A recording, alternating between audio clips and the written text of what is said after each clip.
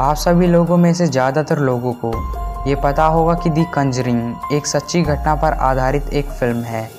इस घटना में एक हंसता खेलता परिवार एक घर में रहने के लिए आता है जो कि भूत पिशाच और आत्माओं की चपेट में था।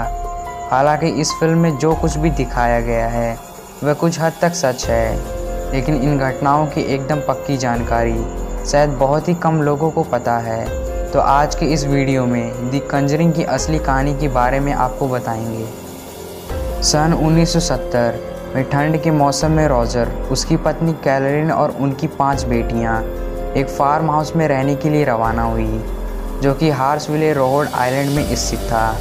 ये फार्म हाउस 200 एकड़ में फैली हुई थी। इसे सन 1736 में बनाया गया था। साथ ही रॉजर उसके परिवार ने यहाँ 10 साल गुजारने का निर्णय लिया था।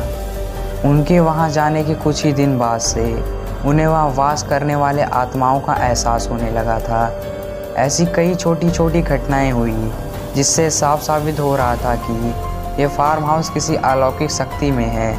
हालांकि शुरुआत में इस परिवार का जिस आत्माओं से सामना हुआ था वे उन्हें कुछ नुकसान नहीं पहुंचा रहे थे। बच्चों के माता पिता का कहना था कि वे आत्मा सिर्फ उनके बच्चों को खेलते हुए देखते थे और कभी कभी उनसे बातें भी करते थे। लेकिन कुछ ही दिनों में यहाँ की परिस्थितियाँ ने एक अजीब मोड़ लिया।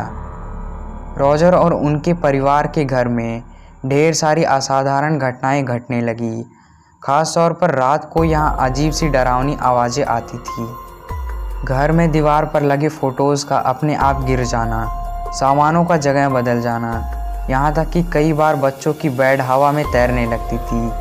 इन सारी हरकतों में से ये परिवार काफ़ी घबराने लगी। उन दिनों रात को घर के हॉल में आत्माओं का बसेरा था, ख़ास तौर पर छोटे बच्चों की आत्माएं जो कि इस परिवार को रात भर सोने नहीं देती थी। सब कुछ फिर भी काफ़ी हद तक नियंत्रण में था, लेकिन उसके बाद अचानक से एक ऐसी आत्मा का यहाँ आगमन हुआ जिससे ये घर और भी भूतिया जगह में तब्दील हो गया। ये रूम जिस औरत का था उसका नाम बसीबा था। बसीबा ने बच्चों की मां कैलरिन को अपना निशाना बनाया और उसे शारीरिक रूप से चोट भी पहुंचाने लगी।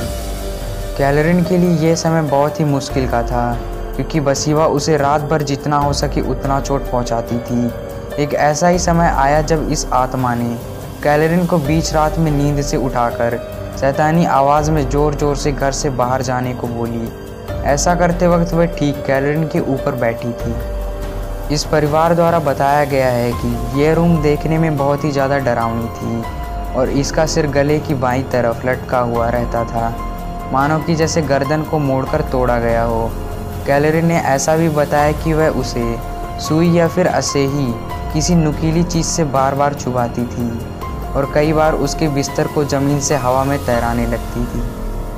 ऐसा कुछ दिनों तक चला और उसके बाद अचानक से ये सब कुछ होना बंद हो गया। बसीबा अब कैलरिन को नुकसान पहुंचाने की बजाय उसके शरीर को अपने काबू में करने लगी थी। वह उसके शरीर में धीरे धीरे अपना अधिकार जमाने में कामयाब भी होने लगी थी। अगर हम बसीबा की निजी ज़िंदगी में झांकने की कोशिश करें जब वह जिंदा थी तो हमें इस पहलू की हर एक कड़ी जोड़ती हुई दिखती है। बसीबा थेयर का जन्म सन 1812 में रोड आइलैंड में हुआ था।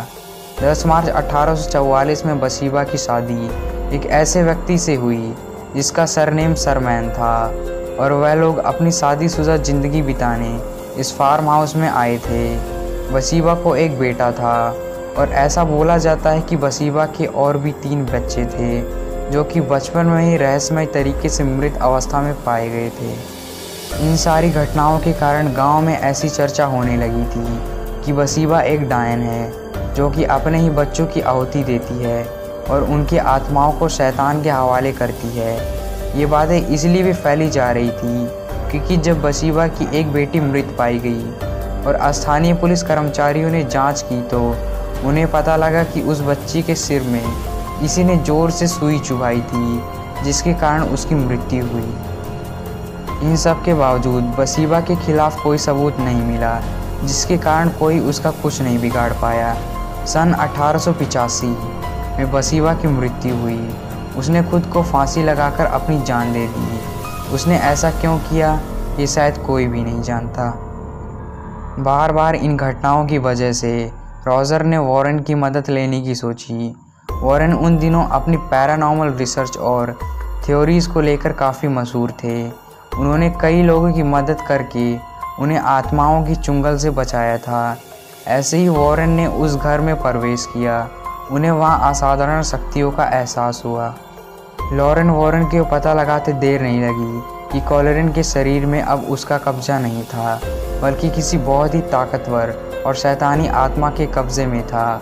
वॉरेन्स ने यह तय किया कि वे पूरी घर की तहकीकात करेंगे और आत्माओं को दूर भगाएंगे। ये कदम उन पर ही भारी पड़ा, क्योंकि ऐसा करने से आत्माएं और भी चिढ़ गई और घर के सामानों को इधर उधर पटकने लगी। फिल्म में हमें ऐसा दिखाया गया है कि वॉरेन्स ने एक्सोर्सिज्म की प्रक्रिया कैलरिन पर की थी, पर असल में एड और लॉरेन वॉरेन ने एक्सोर्सिज्म की प्रक्रिया किया ही नहीं था। उन्होंने सांसें नामक प्रक्रिया का इस्तेमाल किया था, जिसकी मदद से किसी भी मरे हुए लोगों से एक कांटेक्ट बनाकर उनसे बात किया जा सकता था। कैलरिन की सबसे बड़ी बेटी एंड्रिया ने साफ साफ बताया है कि वॉरेन्स ने उस रात सांसें की प्रक्रिया का सहारा लिया, जिससे यह स्थिति और भी बदतर हो गई। उन्होंने एक ऐसे रहस्यमय दरवाजे को खोलकर आत्माओं को बुलाया, जिससे वे कभी वापस बंद ही नहीं कर पाए। इस सब घटना के पश्चात एंड्रिया के पिता रॉजर ने वॉरेन्स को घर से बाहर निकाल दिया था। आर्थिक कमियों के कारण कैरोलिन और उसका परिवार अगले 7 साल तक इस घर को छोड़ नहीं पाए और इन घटनाओं से जूझता रहा। उसके बाद उन्होंने इस घर को छोड़कर जॉर्जिया नाम के शहर में अपना नया घर बसाया, लेकिन दुर्भाग्यवश ये असाधारण घटनाएं उनका पीछा नहीं छोड़ी और जॉर्जिया में उनके परिवार के साथ कुछ न कुछ अनहोनी होती रही। सन 1911 में एंड्रिया ने इस घटनाओं पर एक किताब लिखी, जो कि 3 भाग में उपलब्ध हुई। इस किताब का नाम house of darkness house of light है। 2013 में फिल्म द कंजरिंग, जिसका निर्देशन जेम्स वैन ने किया था, इस फिल्म को काफ़ी सफलता मिली। जब ये मूवी बन रही थी तब लॉरेन ने इसके सीट पर जाकर अपनी सलाह दी थी, ताकि इस फिल्म का वास्तविकता से संबंध जुड़ा रहे। तो यह थी द कंजरिंग की असली कहानी। अगर आपको ये वीडियो अच्छी लगी तो कमेंट ज़रूर करें और ऐसी ही इंटरेस्टिंग और सच्ची कहानियाँ जानने के लिए इस चैनल को सब्सक्राइब करना ना भूलें। और अभी तक आपने हमें सोशल मीडिया पर फॉलो नहीं किया है तो फॉलो ज़रूर कर लें। Thanks for watching.